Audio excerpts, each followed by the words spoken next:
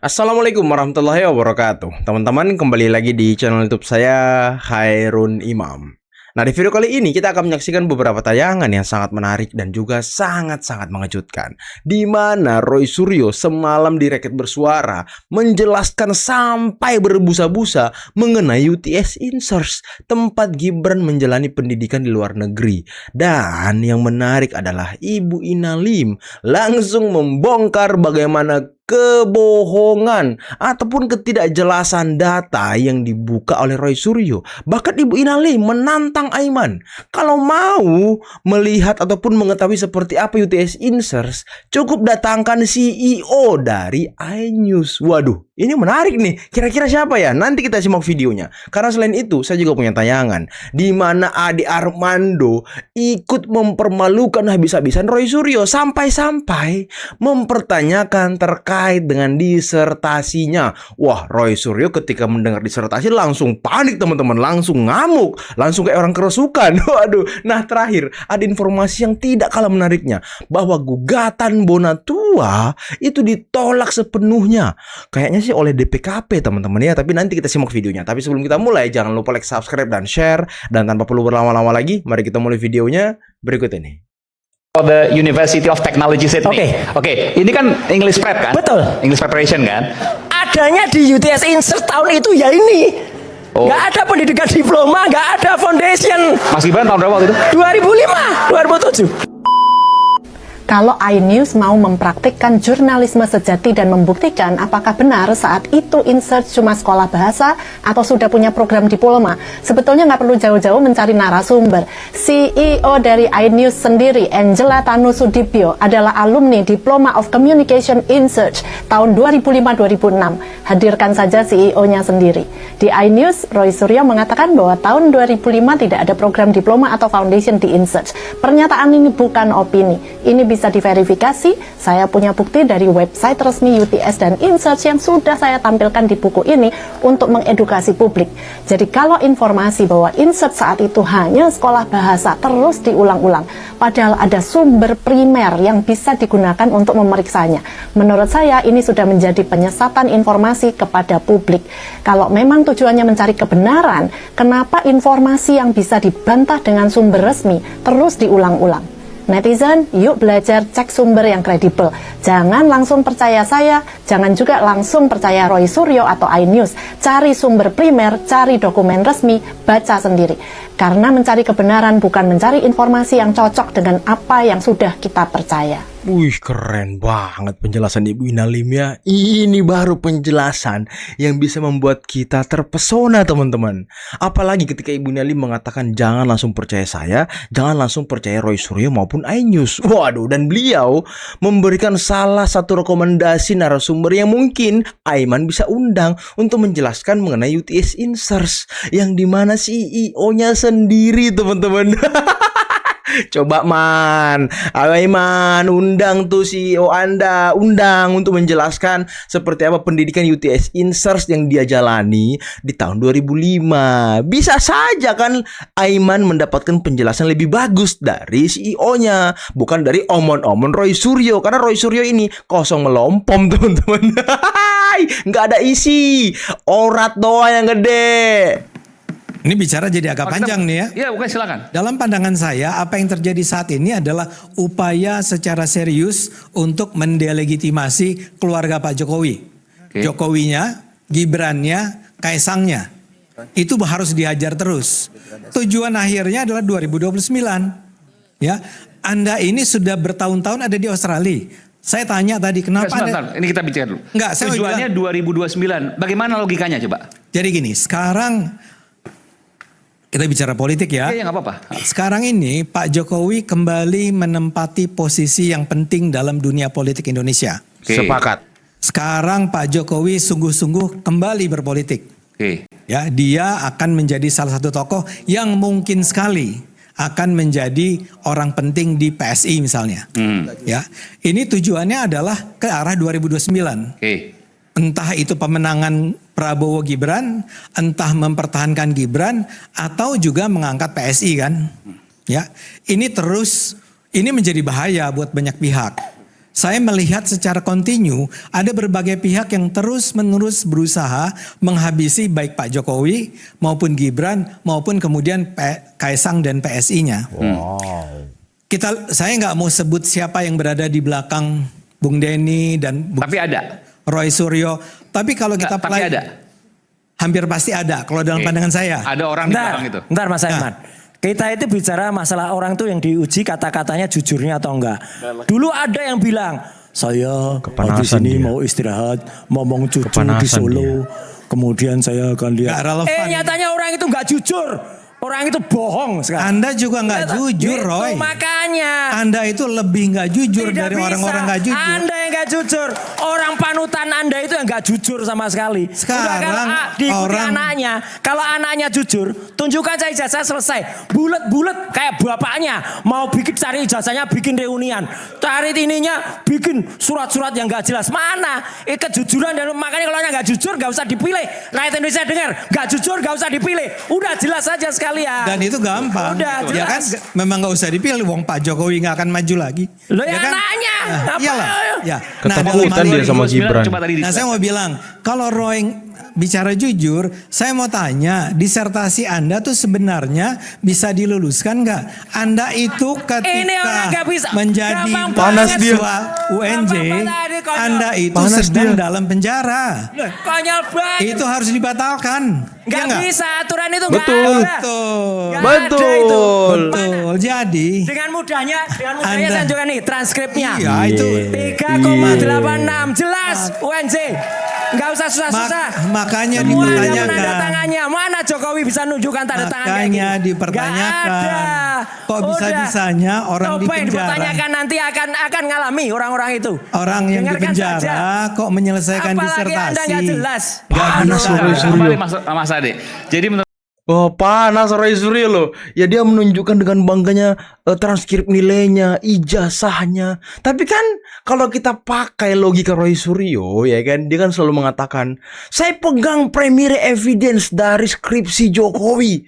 Dan tanpa skripsi yang bagus, ini skripsinya palsu. Tanpa skripsi orang tidak akan punya ijazah, tidak bisa lulus. Nah sekarang saya juga mau bilang sama Roy Suryo, tanpa disertasi yang benar, proses perkuliahan yang benar, apalagi dia di penjara waktu itu, kok bisa-bisanya diluluskan? Kok bisa-bisanya dia bisa dapat gelar doktor? Itu juga kita mau bilang, tanpa perkuliahan proses yang benar ya kan, tanpa disertasi yang tidak kocak. Aduh, gimana teman-teman ya? Kita sekarang hanya ingin mengcompare apa yang dikatakan Roy Suryo dulu kepada Pak Jokowi sekarang, apa yang dia jalani S3-nya. Kita hanya mau mengcompare.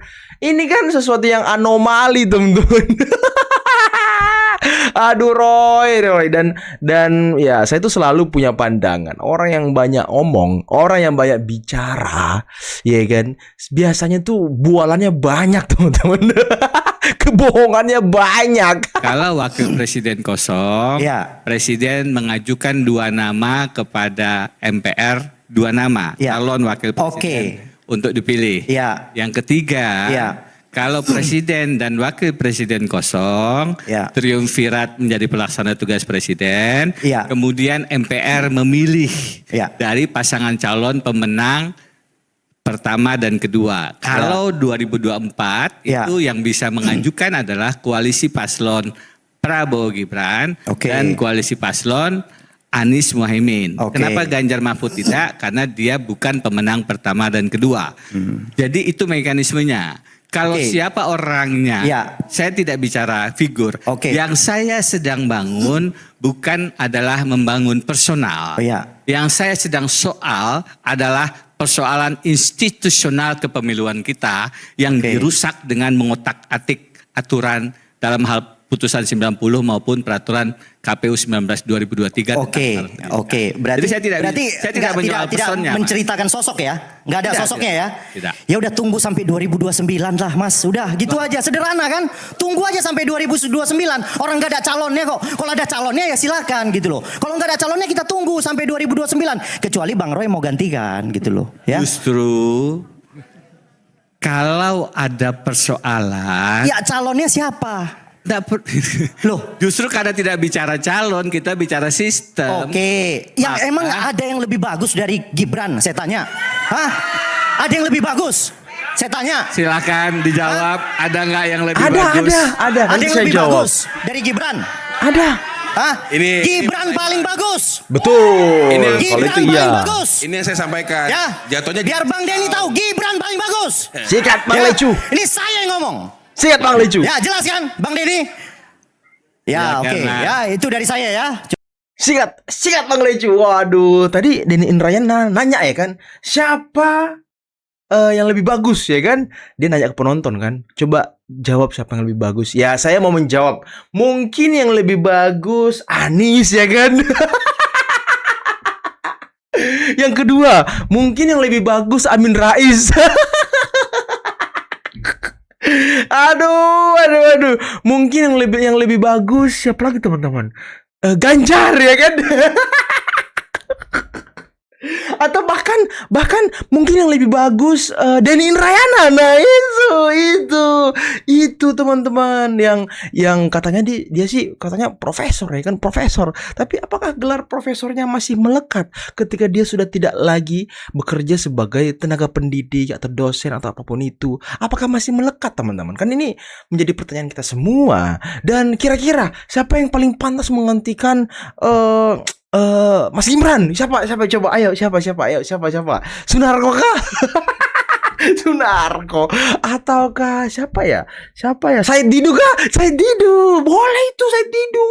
Boleh, iya kan? Tapi kita sepakat teman-teman. Kita sepakat sama Bang Lecu bahwa yang terbaik adalah Gibran Raka Buming Raka titik. Di atas Gibran ya ada Pak Prabowo, ada Pak Jokowi. Nah itu aja tuh 3 orang itu ya kan, yang kemarin sangat mesra ketika di Istana Negara saat perayaan 17 Agustus teman-teman.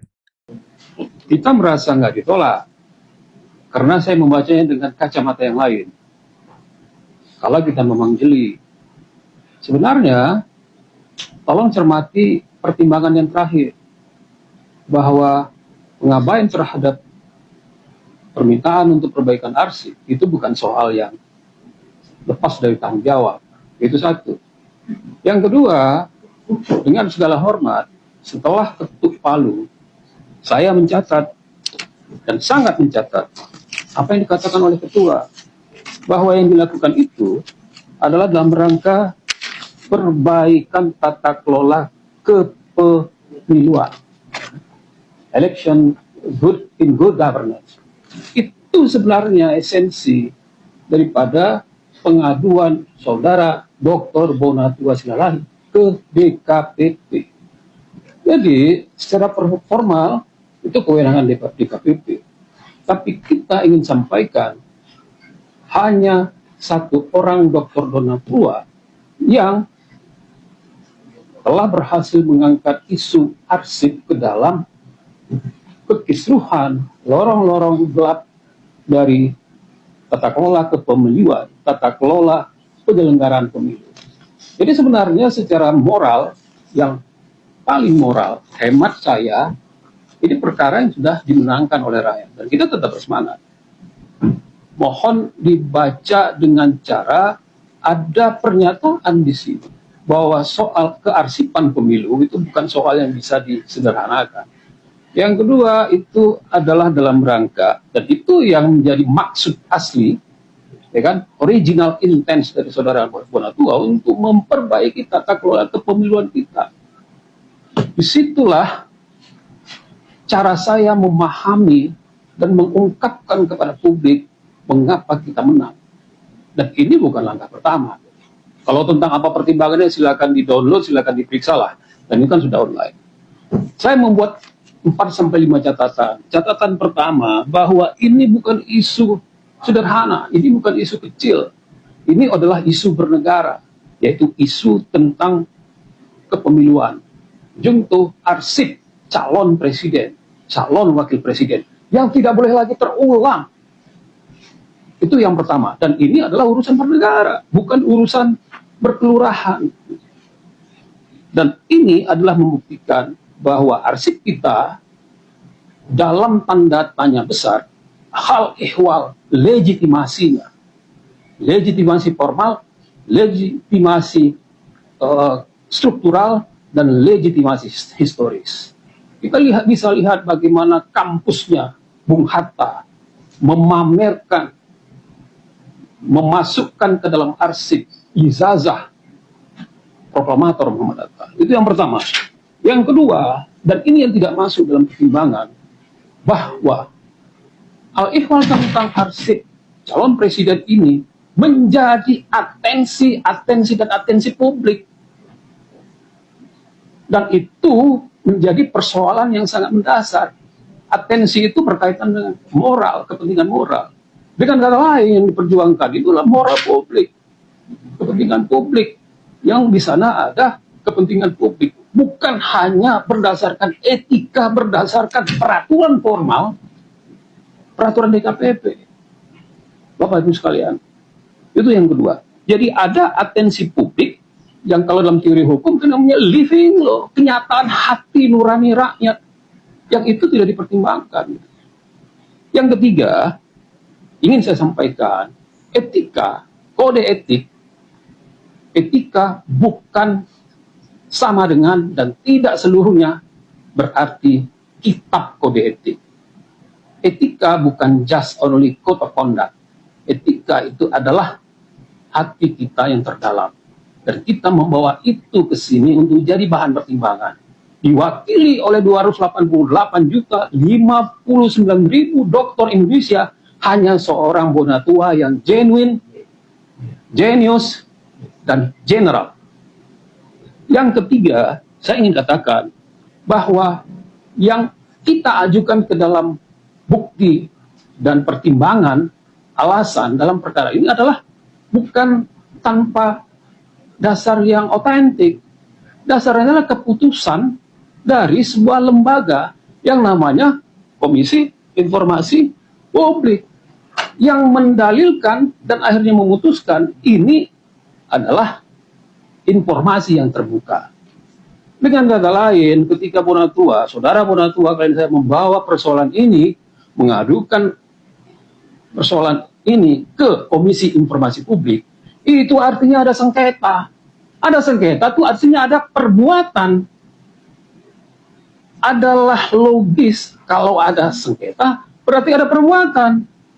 Kalau sengketa namanya berarti ada perbuatan yang dilanggar. Dan KIP mendalilkan bahwa yang dilakukan oleh KPU yang menutup sebagian 9 informasi blur itu adalah sengketa, dan sengketa itu diajukan ke KIP dan KIP memutuskan putusan saya begini, dan putusan itu mengkonfirmasi bahwa ada pelanggaran terhadap keterbukaan informasi publik yang merupakan hak konstitusi, hak undang-undang, dan hak yang tidak boleh dikurangi hanya dengan alasan kami belum bisa menjawab karena ada hal yang itu. Lagi pula dalam pertimbangan perkara KIP yang kami jadikan sebagai referensi, sebagai bukti surat, disebutkan bahwa ketika sidang terbuka atau sidang pemeriksaan berkas di KPU, KIP sendiri yang pakai logo Garuda Pancasila tidak menerima dan tidak berhasil mendapatkan dokumen itu di KPU. Jadi ketika sidang seperti sidang ini, KPU tidak menyajikan dan KIP tidak menerima dan tidak memperoleh dokumen ijazah tersebut. Betul ya? Iya. Tidak melihat. Artinya tidak disajikan. Dan itu saya pikir bukan persoalan hukum yang tanpa konsekuensi hukum. Dan baru kemudian disusulkan. Saya ingin mengendus modus ini sebagai cara yang akan kita investigasi lebih lanjut. Apakah perbuatan itu melanggar etik or not? Kalau hukum saya kira akan kita kaji lebih lanjut. Dan yang terakhir, hemat saya, bahwa yang dilakukan dalam hal ini oleh saudara Bonatua adalah untuk perbaikan KPU, peraturan KPU. Dan peraturan KPU itulah yang nanti akan kita jadikan bukti selanjutnya. Bahwa ada dokumen yang merupakan arsip, dan arsip itu adalah arsip yang substantif. Arsip itu adalah arsip yang permanen, yang tidak berproses sebagaimana Undang-Undang Kearsipan dan Peraturan Kepala Andri nomor 1 tahun 2023. Itu yang kita sampaikan dalam dalil, itu yang kita sampaikan dalam semua komunikasi kita kepada publik. Tapi DKPP bukan jalan terakhir kita, karena banyak jalan menuju perbaikan tata kelola kepemiluan kita. Saya setuju dengan Ketua DKPP, tapi itu nggak disampaikan dalam pertimbangan. Bagi saya itu pertimbangan, dan bagi saya itu adalah substansi yang paling substansi dalam pertimbangan itu. Silakan Pak Bonatua. Ya, baik. Gimana kayak kakak mau? Baik, terima kasih ya. Assalamualaikum. Selamat siang. Oke teman-teman, itulah tadi beberapa video yang bisa kita simak, yang bisa kita saksikan pada kesempatan kali ini. Dan kasihan sekali Bonatua ya, menggugat sana sini, mencari data sana sini, mencari ini itu, tapi ujung-ujungnya tidak ada yang berhasil. Dia tidak pernah menang di lembaga resmi pengadilan, nggak pernah teman-teman. Di pengadilan Dewan yang KPU itu kena semprot hakim, kemudian ditolak dan lain sebagainya. Aduh, kasihan sekali orang ini loh. Tapi tadi kuasa hukumnya bilang kita sebenarnya tidak ditolak. Aduh, dagelan apa lagi nih? Dia bilang kita sebenarnya tidak ditolak. Terus apa? Dengan segala teori-teorinya, dengan segala udahlah, faktanya Anda ditolak dan tidak diterima. Udah titik, tidak ada lagi lanjutannya. Dan saya mau menginfokan kepada kalian semua teman-teman, ini penting, bahwa donasi YouTuber Nusantara untuk saudara-saudara kita di NTT resmi ditutup. Teman-teman. Jadi kenapa kita tutup sekarang? Karena di hari Rabu besok kalau nggak salah ya, besok. Sekarang Selasa, besok Rabu. Betul, besok. Tim dari YouTuber Nusantara ada Opung Parbelak sebagai sekjen, ada Agri Fanani sebagai ketua, dan ada Muhammad Yahya sebagai, beliau ini jabatannya sangat luar biasa dan mentereng sekarang teman-teman. Tapi saya nggak bisa sebutkan jabatannya. Dan banyak yang bertanya-tanya, kenapa abang nggak ikut sebagai bendahara, sebagai orang yang mengumpulkan dananya? Nah, saya itu ada urusan besok teman-teman. Saya beberapa hari ke depan ada pekerjaan yang tidak bisa saya tinggalkan. Makanya saya tidak bisa ikut membersamai ketua, sekjen, serta Kang Yahya untuk berangkat ke NTT. Nantilah di lain waktu. Kalau misal ada informasi lagi lebih lanjut mengenai kunjungan ke NTT, mungkin saya akan pergi teman-teman. Oke, mungkin cukup sekian dulu video kali ini. Jangan lupa like, subscribe, dan share videonya. Akhir kata, billahi taufiq wal hidayah. Assalamualaikum warahmatullahi wabarakatuh. Bye-bye.